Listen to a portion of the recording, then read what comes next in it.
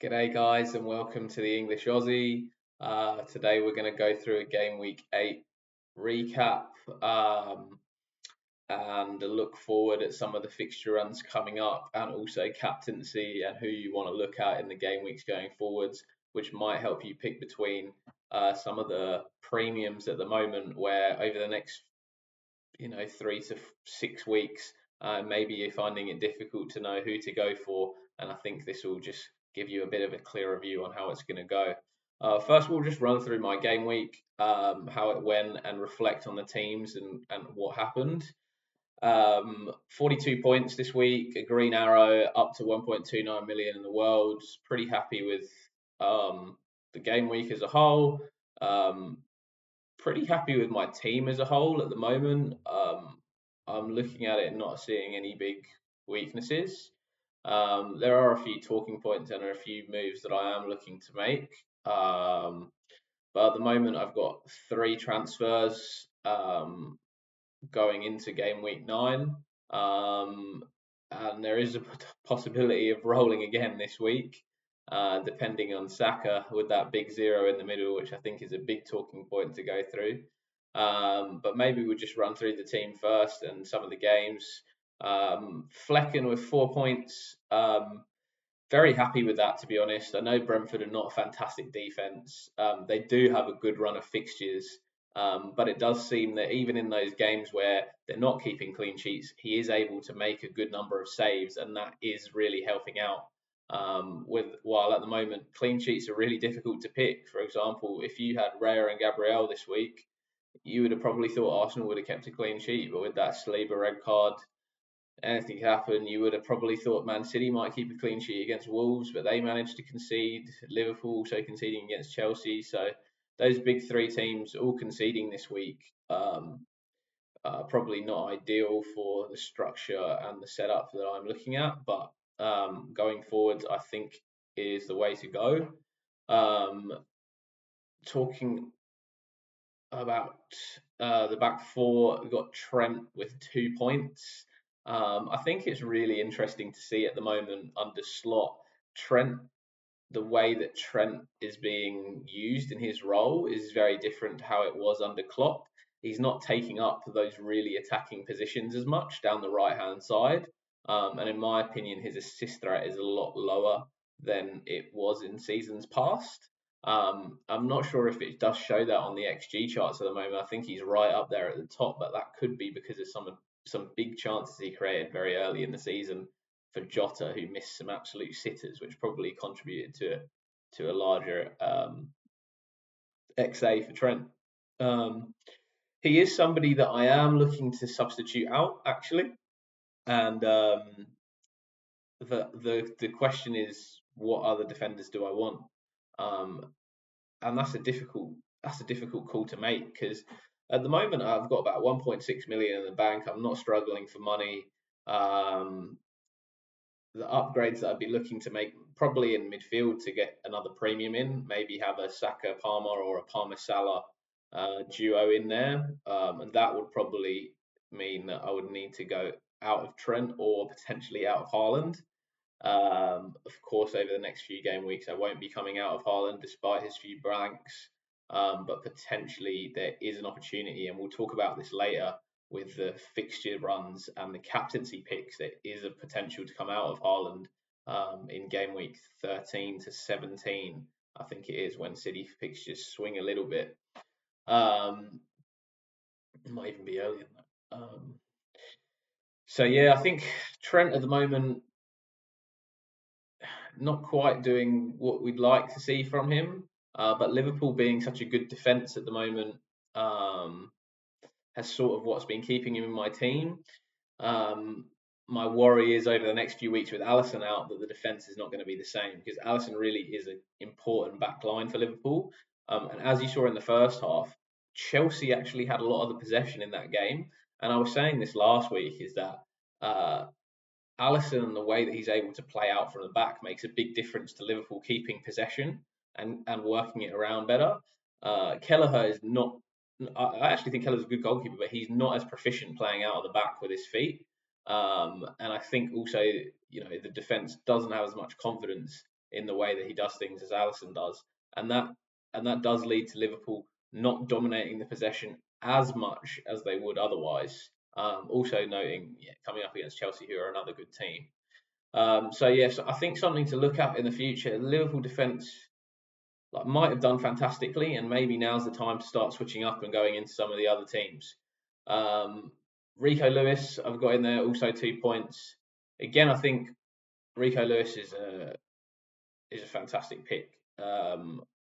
Playing right back at 4.5 now, 4.7, 4.8 million for Man City.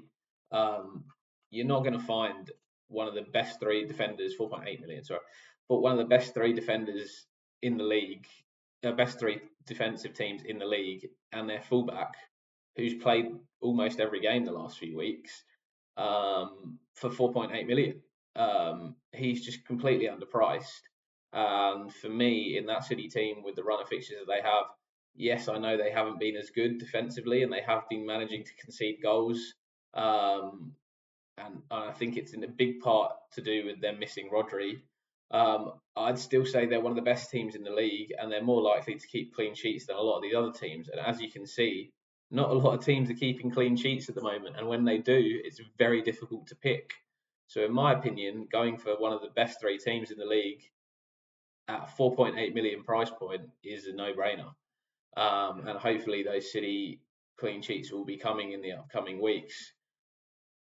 Same concept for Gvardiol. I think playing fullback in an advanced position as well for Man City at 5.9 million is a steal. Like, he should be at 6.5 million. I think he's underpriced.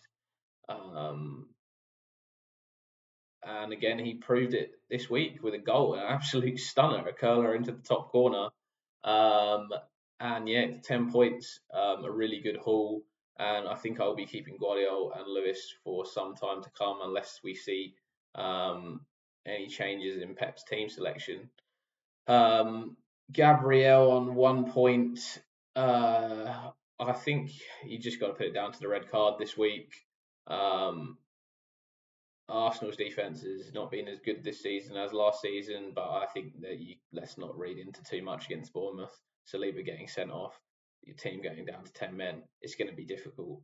I mean, they got to 60 minutes without conceding, so I don't think it's the end of the world. I still want to hold Gabriel. I think Arsenal fixtures from 12 onwards start to get better. I think around 14, they become fantastic defensively. And they have a run where, even to be honest, even really from 12, you have a run till about 19, 20, where you've got to be, I think I'm going to be considering bringing in double Arsenal defence over that period of time. Whether it's Raya coming in goal, Trent coming out for Calafiori or a Timber or a Saliba, or one of those Man City players, if they fall out of favour, moving over to one of those guys. I think once it gets around to that period of time, I'm really going to have to look at going double Arsenal also in the defence. I don't think you should be scared with the double ups at the back. I think it's really difficult at the moment to pick the clean sheets, and my opinion is you want to be going for those defenders with attacking potential. I think Trent, Lewis, Gvardiol and Gabriel all have attacking potential. Gabriel probably the least of the bunch, but you're hoping that Arsenal is the best defender of the bunch going forwards. So I'm very comfortable with my back four, and I think with the exception of Trent, who I may potentially look to move out to a cheaper defender, possibly a Kanate. But that's purely for looking for upgrades in the midfield rather than wanting desperately to get out of the Liverpool defence. Going on to the midfield, we've got Rodgers with 6 points. Again, Rodgers is a price point player, 5.3 million. I think I picked him up at 5.1. He's just fantastic, to be honest. 6 points attacking midfield, Aston Villa for a 5.3 million guy. He's really just going to sit in my team until I desperately need to get rid of him for some reason, which at the moment I can't see happening. Lucky goal, big deflection, but it's good. He's drives, he gets into those positions, he carries the ball really well, and Emery's loving him, playing him every game. Uh, Up there with Watkins, who I'll talk about later, but I mean he's a killer. He's a killer up front for Villa. Killer for Villa. That's a good one. Um, Saka, then probably one of the big talking points of the week. Uh, the FPL Cartel Gate and Saka Gate. Um, yeah, I mean, I didn't take him out, so that team news never got leaked all the way to me. I'm obviously not part of those cartel group chats at the moment. So if I'd have known and I'd have been part of that, I would have whipped him out of the team as well. Yeah, obviously disappointing to get a 0 pointer for Saka against Bournemouth. Was expecting hopefully that he'd pick up big returns. But the same way, if I had taken out Saka, I probably would have gone for Palmer, who got 2 points. So realistically, I managed to save myself a transfer this week. Saka subbed out for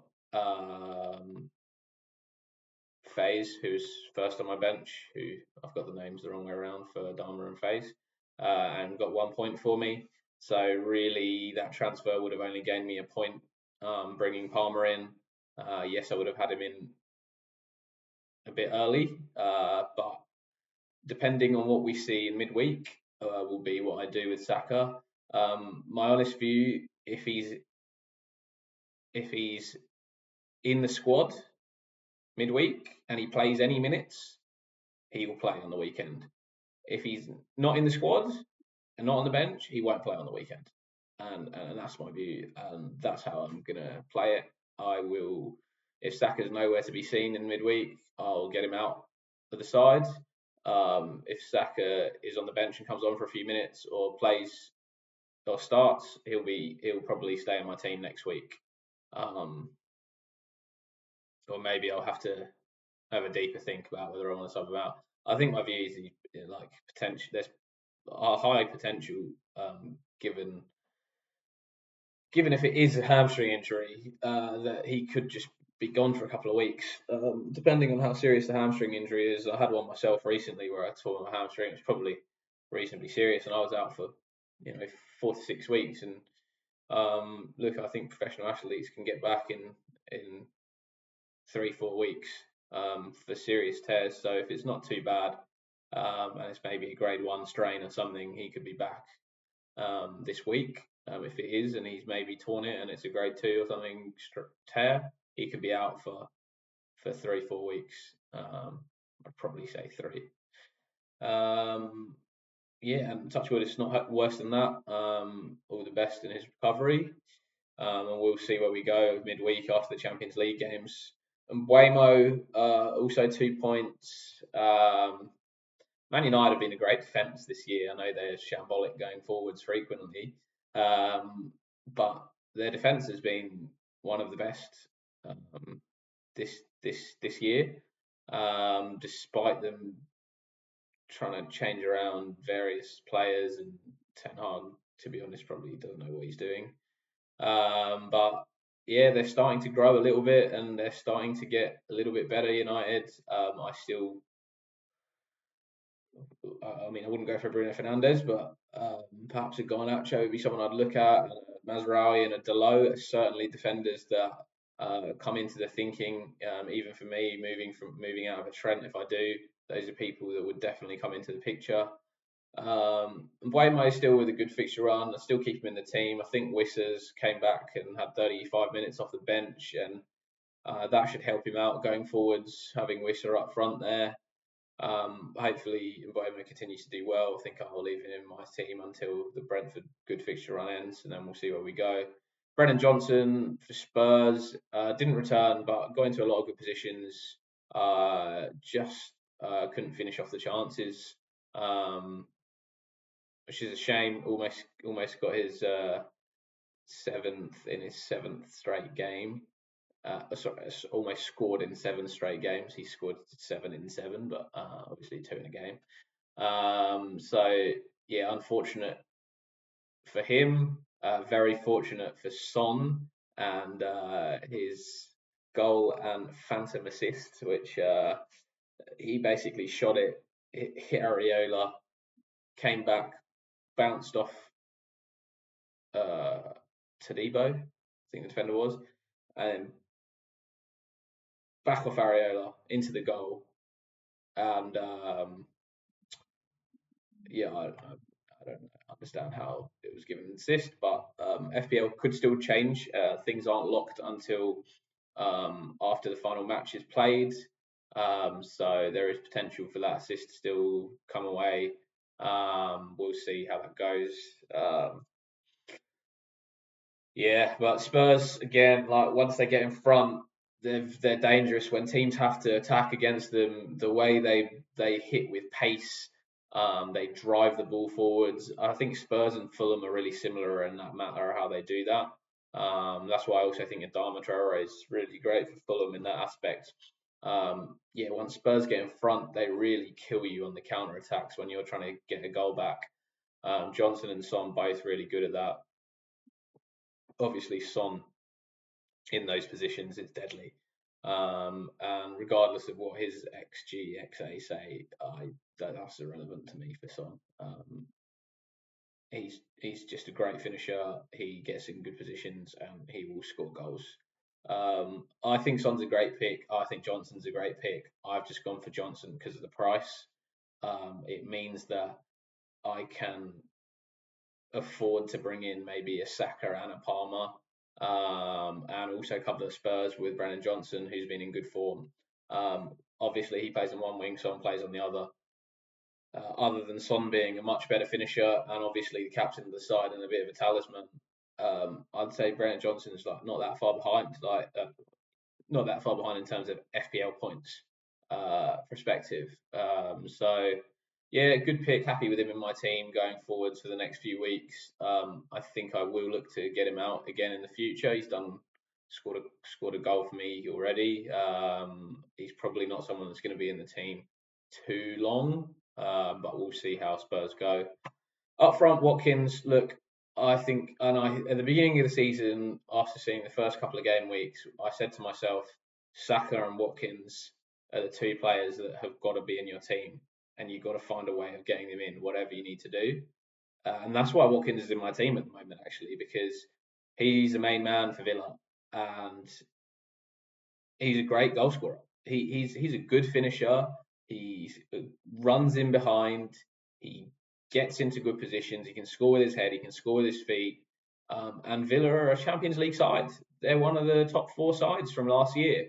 So I loved having him in my team. I think his fixture run's not incredible, and there may come a point where I get rid of him. He's obviously not like he's got to be there all season, but Villa this week came out and looked good again. I think we'll obviously have to see how they run out after their Champions League game this week, because last time they had a Champions League game midweek, they didn't look great on the weekend. And if that's something that's going to continue, then obviously we've got to have a think about, because obviously we have Rodgers and Watkins in this team. And we'll show on the fixture screen coming up. We'll show what fixtures come up after the Champions League games and whether those are okay ones to be a bit rusty for, or whether you want Watkins and Rodgers very sharp for those games. Captaincy on Haaland this week. Look, as I've been saying, City not look the same beast without De Bruyne. It's not the same. They're not as creative. He's the guy who finds the holes or picks the passes, or scores those long range shots or free kicks that get them some goals out of nowhere, forces the other team to attack, and then City can really kill them off. I think now you've seen Haaland blank 3 game weeks in a row, but you've also seen a clear tactic from the opposition teams to go 5 at the back and put one of the defenders man marking Haaland, if not 2 defenders man marking Haaland. That's caused some problems for City because the people around him just haven't been able to score the goals. I mean, this week they obviously had Gvardiol with that wonder strike and John Stones with a header off the corner in the 97th minute. So they have been struggling, City. I do think it's a partially because De Bruyne is missing, but also because of the five at the back that teams have been implementing and man marking on Haaland. Like he's their goal scorer, and they're trying to really nullify him and see whether other guys from City can beat them. And at the moment, they can't. And there's no De Bruyne in there to come and be like, sorry, not all about Haaland. I'll be scoring as well. Thank you very much. So yeah, there's definitely some problems going forwards for City. I think De Bruyne will probably potentially be back next week. We'll see how it goes. I'm going to keep Haaland in my team for the moment. They've got a good run of fixtures. He's their spearhead. Pep's a great manager, as much as I don't like him, and they'll work out. I'm sure they'll work out a way to be effective. Whether it's going to be Erling Haaland scoring all the goals, we're yet to see. But I think it's a tough one to take him out of your team, especially with Southampton next up in 9, and also Bournemouth and then Brighton in 11. I'd like to think Haaland's probably going to be my captain for all 3, if not 2 out of those 3 games. And then it's maybe time to have a look where we go from there. So yeah, that's a roundup of my week. I think it's a really good week. Again, Green Arrow, 1.29 in the world. Pretty happy with that result. Yeah, no real complaints for how we went there. Couple of things that I did also want to run through with you guys was just some observations on the team and also sort of captaincies and fixtures. So I think first we'll probably go through the team observations from this week and just talk through the games and what I've seen, and maybe from footballing terms help you guys understand what's been going on and why I'm keen on who I'm keen on. Man City Wolves, as I was saying, Wolves played 5 at the back, man marking Haaland, and that's been the plan against City, and that's been the way that that they've been able to stem City's goals, and they did that. Eddie Howe did that with Newcastle. I think they basically had 2 men man marking Haaland, and Wolves have done that as well with Dawson doing that job.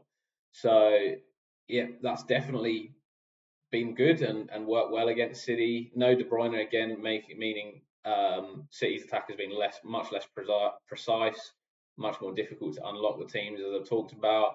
And then the other thing is just the Gvardiol and Lewis attacking potential. I think the way to go in your defence at the moment is to look for defenders who have potential for attacking returns. The clean sheets are so hard to pick that you want the defenders that are going to get you those points from an attacking perspective, and especially when they're priced the way that Gvardiol and Lewis are.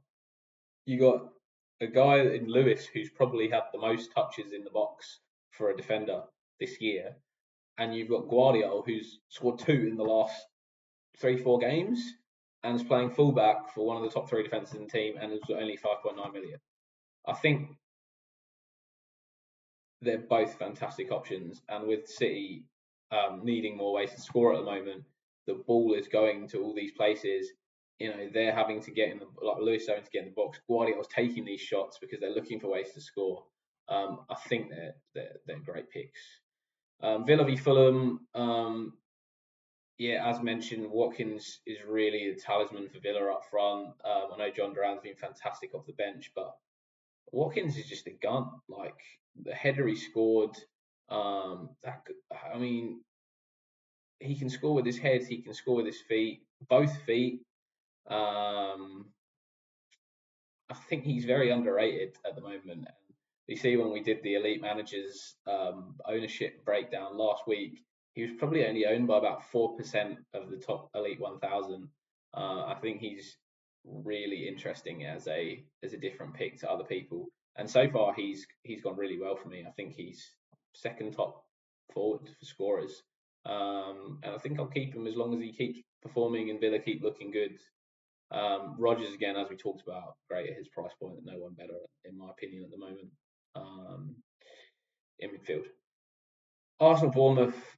I think hard to analyse too much this game with Arsenal losing Saliba in what, I don't know, 10, 20 minutes in.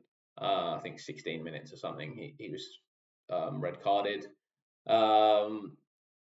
And yeah, as we'll go on to for fixtures, game week 12, Arsenal has a fantastic team for defence, and that might be time to double up in the Arsenal defence. Cartel Saka gate, I've talked on already. Yeah, look, if you're watching this, let me in the cartel. I'm keen to get that early team news from the WhatsApp chat or wherever you're getting it from. Yeah, add me.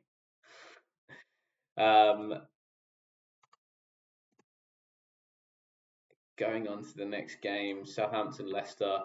I think it's clear from that game, Southampton is still a team to target for attacking players. They still trying to play out from the back. They're not quite there yet and able to do that. They're conceding plenty of goals. They make a lot of mistakes at the back, and that match v Leicester was just evidence of that. They were 2-0 up at half time and they managed to lose 3-2 in half. Crazy game, and I would say Ipswich and Southampton for me are the two teams I want to be targeting with my attackers. Ipswich and Everton game, I think the thing that stood out was Dom Calvert-Lewin's finishing is terrible. He missed so many chances. I think there is actually a stat that says he's the worst finisher from forwards in the whole Premier League this season. And that doesn't surprise me because his finishing has been appalling. And on the flip side of that, Dwight McNeil's been fantastic. Like, he's been creating those opportunities for Calvert-Lewin. In that new number 10 role, he's getting more touches on the ball. He's taking corners. My opinion on McNeil over the last couple of games has really shifted to thinking he's actually a really fantastic option, and I'm looking to bring him into my team in the future. Great price point at 5.7, 5.8 million. And Everton have a great fixture run coming up at the moment. So yeah, if there's someone you're looking for in that sort of price range, McNeil definitely would be someone probably close to the top of my list. I'd say McNeil probably over Rodgers in that. He's a little bit more expensive, but if you have that money, I'd probably go with McNeil over Rodgers in the next few games. Then maybe an Adama Traore potentially. Ipswich, I think also really a team to target. They're just not quite there yet defensively. They make quite a few mistakes.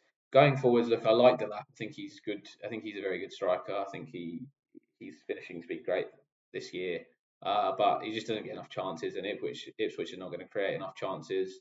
I'm not big on the Ipswich defenders. I'm not big on a Greaves or any of their other fullbacks. I do think they're going to keep conceding. I don't think they create enough to be worth bringing them in at that price point.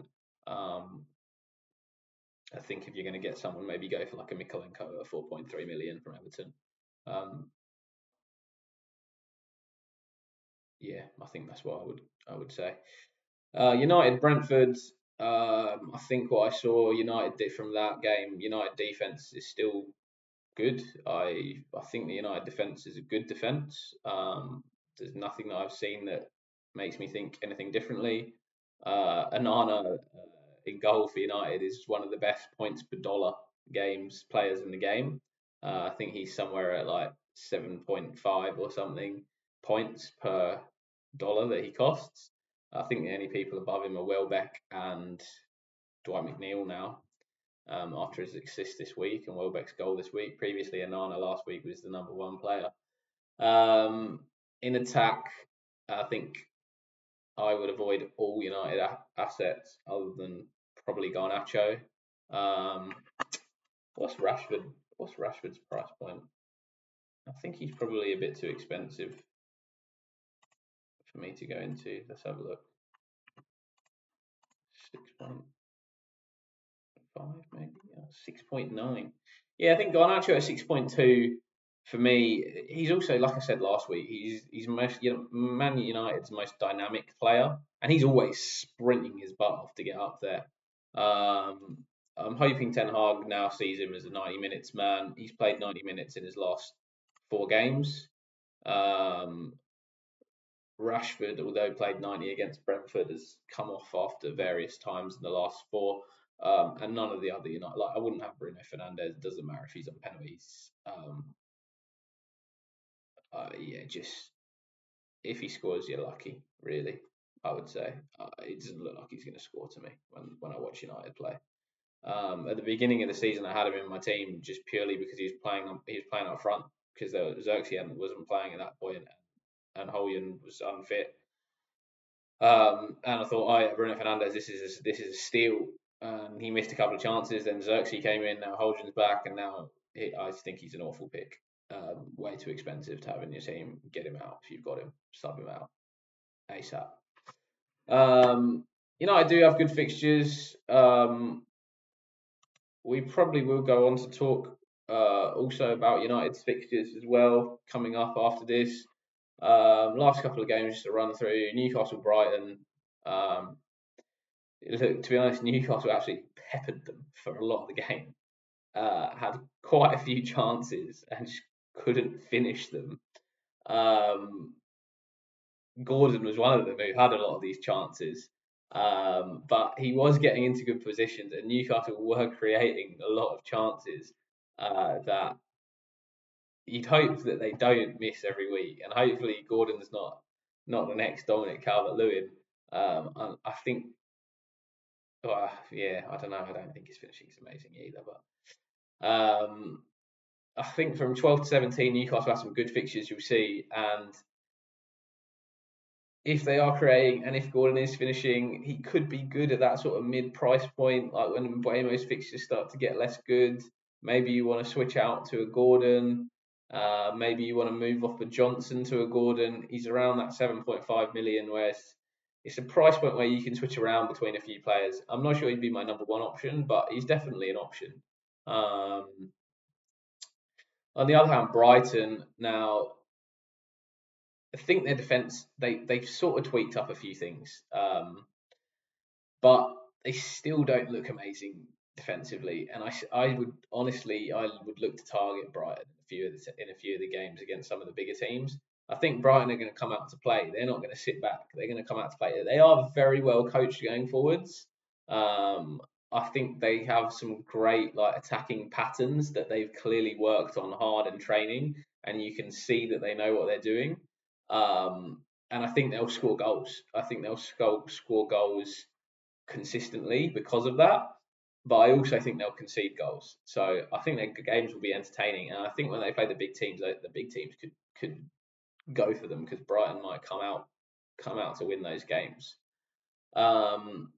Before this week, I would have said Mitoma's probably from the Brighton games I've watched. I think Mitoma looks great, but they don't pass him the ball. Like honestly, the ball always goes down the right. And Mitoma, every time he's got the ball to me, has either run at defenders or played in great crosses, and has looked so dangerous. And then this week, starts on the bench, comes on, gets the assist with another great pass. And I just think he looks amazing, but I can't bring him in the team. They don't pass him the ball when you play the game. He does create the opportunities, but he creates them from so few touches on the ball. I haven't looked at what his stats are for touches of the ball, but I bet it's incredibly low. And for me, that just makes it difficult for me to bring him in my team. I feel like he's probably someone that will outperform their XA. Honestly, I'm sure he will.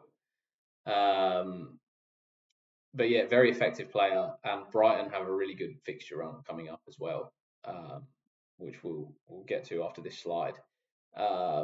and I really want to go into either a Brighton midfielder or a Brighton attacker, let's hope Welbeck's not down permanently, because that might cause them some problems, because he's been great and he was someone that I was going to go into from game week 12 onwards. But now I'm sort of looking around to where else I can go. Maybe a Rutter, maybe a Mitoma. But yeah, that's difficult minutes wise to see who's going to be consistent there. Tottenham West Ham. Oh, what can I say about this game? West Ham don't know how to run, I think is how I'd put it. Paqueta gave the ball away 2 or 3 times. Spurs got it, bang, counter. West Ham was just transition defense, non-existent. It's like Man United were last year or the year before, where literally teams were like, if Man United give away the ball, bomb your whole team forwards. None of them ran back. I would say for West Ham, they do run back. They're just slow. All their players are slow. Their midfield's slow. Their back four's slow.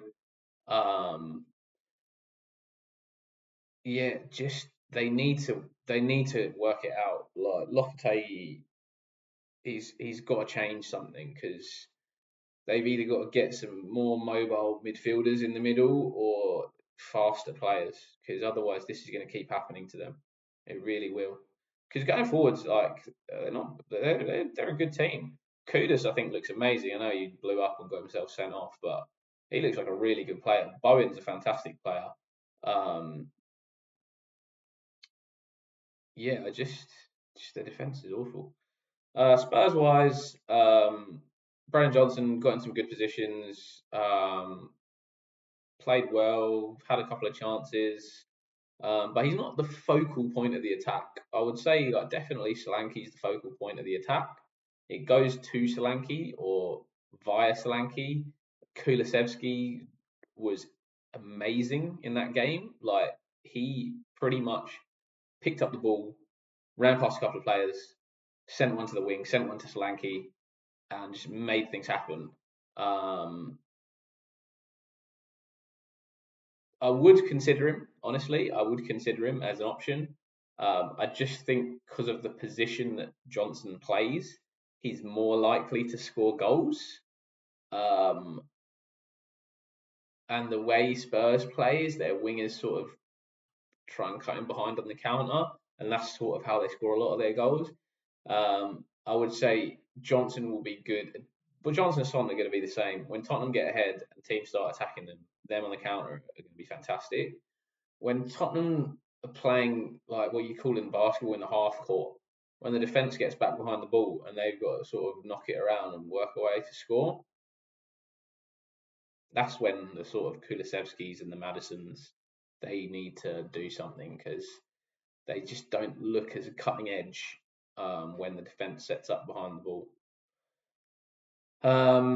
Yeah, I think those are probably the call outs that I wanted to talk on from the games this week. And then the other thing I wanted to talk through is really going forwards captaincy. Going forwards captaincy and fixtures. Um, and I think there are some really interesting talking points here when you do look at the potential captains coming up.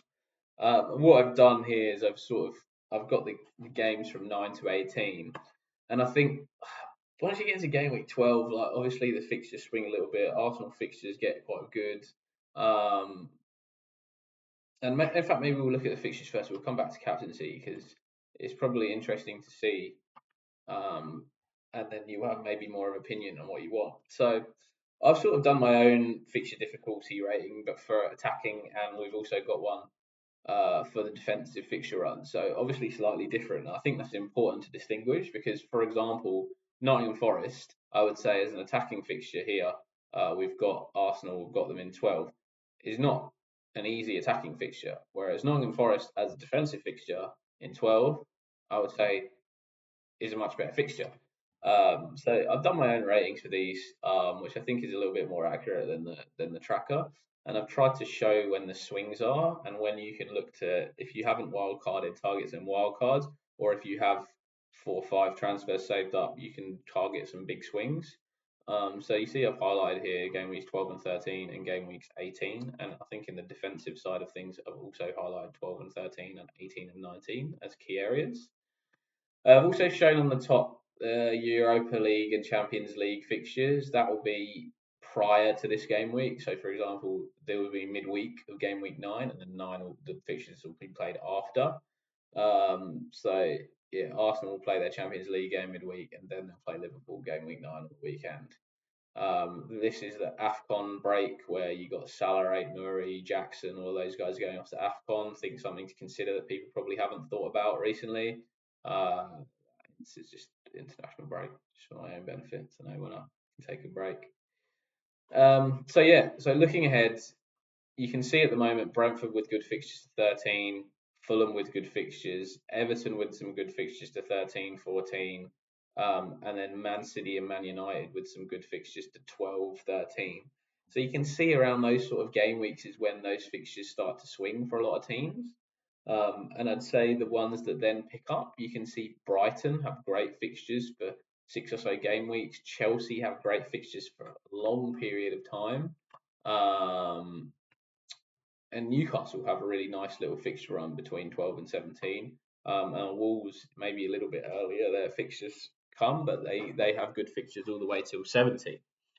So that's just some thought when you're thinking about at the moment, and I think for me it's more I'll be thinking about what premiums I want to come in and out of, and then what players do I want to switch around at those price points to help me make room for those premiums. Um, and I think my approach to FPL this year, given that we can roll the transfers, um, is to be attacking with those moves and to look to attack at the right time those fixture swings and move my premiums around if I have to try and get the premium in with the best fixtures, because I think at the moment there's lots of options in FPL due to the good pricing. And therefore, like I want to bring a Palmer in 1 week, and then maybe 3 weeks later, I'm moving him to Saka, and then maybe 3 weeks later, he's moving to Salah. If that's something that I need to do, I want to attack those good game weeks. And that's sort of what I've tried to articulate both in here and also in our captaincy discussion. Attacking fixtures wise, out of the big teams, say we're looking at Arsenal, Liverpool, Man City, Chelsea. Chelsea have good games from 12. Man City have good games till 11. Say, I think Tottenham will be an interesting game because I think Tottenham will come out and Man City will come out and they'll beat some goals. So attacking wise, I think till 12. So then, who are going to be your premiums over that time? I think over the next few weeks, like we've all got Haaland at the moment, but then who do you want over the next 3 game weeks out of a Saka, a Palmer, a Salah? And to answer that question, I think you have to look at who are you going to be captaining over those future weeks, and therefore who do you want in your side? And now when I look at this and I look at Arsenal's fixtures, I can see Liverpool, Newcastle, Chelsea, Nottingham Forest, West Ham 13. Until 13, I'm not going to be captaining Saka. Chelsea, Newcastle, Man United, Arsenal, Leicester, Villa. Maybe in 12, I'll captain Palmer. And that's the beginning of their good fixture run. So that's really like he needs to be in there at that point. Liverpool, Arsenal, Brighton, Villa, Southampton. Maybe Brighton in 10 is actually not as great a fixture as it looks. And Southampton in 12, I might captain Salah in. City, then you got Southampton, Bournemouth, Brighton, probably those 3. Haaland is an option, and you're not going to captain anyone going forwards. So if we have a look back at our captaincy charts, here you can see the big teams are highlighted. Highlighted their fixtures and what the key ones are and who your captaincy choices could be. So anything in blue is someone that could be a potential captain for that week. So it was probably my favourite. Let's just say it's my favourite captain for the week. So out of the four big teams, Haaland for 9. Out of the four big teams, I would say Salah or Haaland for 10. And then I've included a Spurs when they have an Ipswich or a Southampton in this. In 11, I would say Haaland again, or potentially a Son if you've got a Son in your team. In 12, Liverpool, maybe a Palmer at Chelsea if you have him. In 13, it's got to be Saka. There's no one else really with fantastic fixtures. You see Brighton are playing Southampton, Nottingham Forest are playing Ipswich, Liverpool play Man City, and Chelsea play Aston Villa. 14, Palmer. 15, a Salah or a Haaland. So over that period, who do you think you're most like? Who are the guys that you're going to need in there to have somebody to captain every week? Well,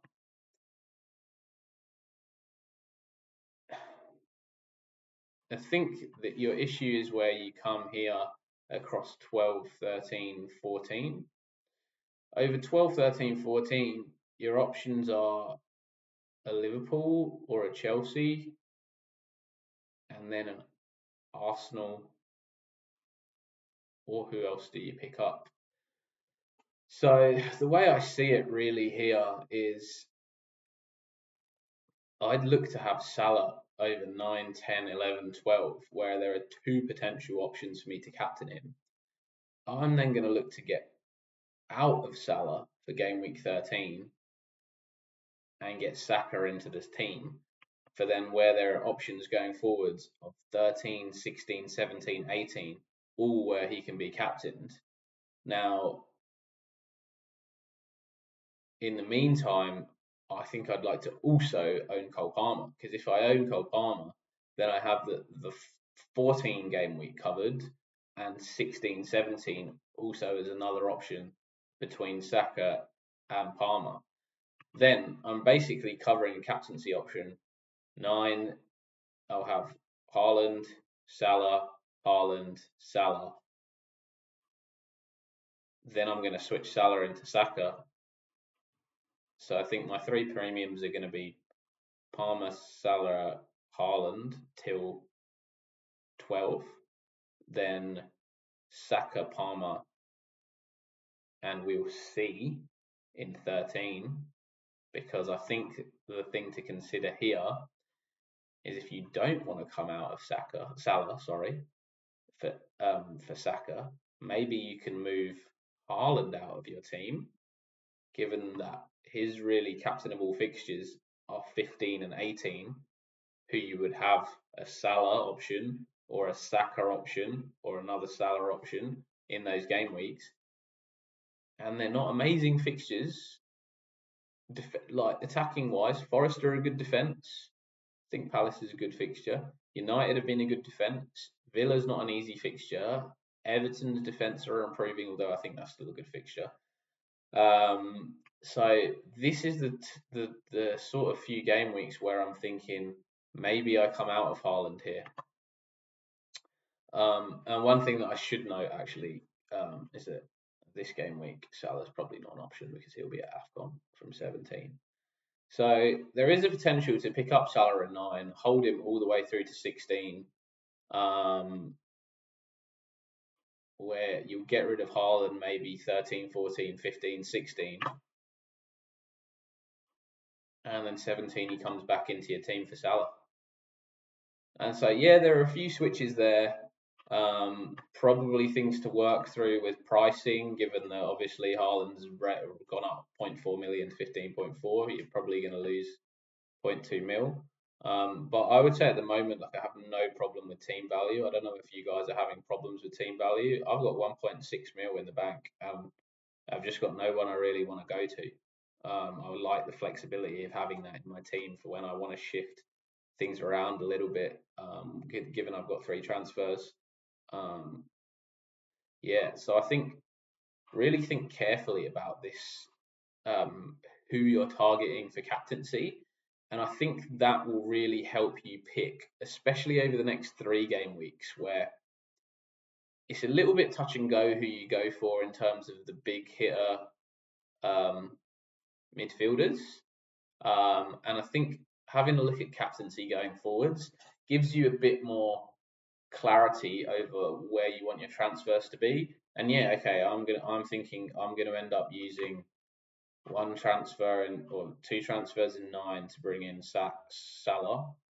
Um, Hopefully I can roll in a 10 or 11, and then I'll have another 2 transfers where um, in 13 I come out of Haaland and into Saka, and that is also roughly around the time that Brighton had a really nice fixture run, and I'm hoping that around then, when I use those 2 transfers, I can come out of Haaland into like a Welbeck or a João Pedro, and then take maybe my Adama Traore or someone lower and go straight into a Saka and have a Palmer Salah Saka freemium in the middle.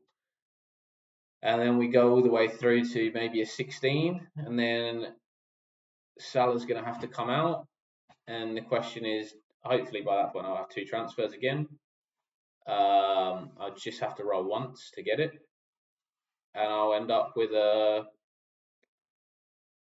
back to Haaland, Palmer, and Saka, or potentially I stay without Haaland if that's the case, and I'll have to move Salah to maybe a Jota or a Diaz, or yeah. So I think it's very interesting. I think that captaincy sort of really helps you move on these sort of things, and maybe swinging back to this fixture run, you can see um, that Brighton good fixture run I was talking about from 12-13. In 13, you can sort of target that Southampton game.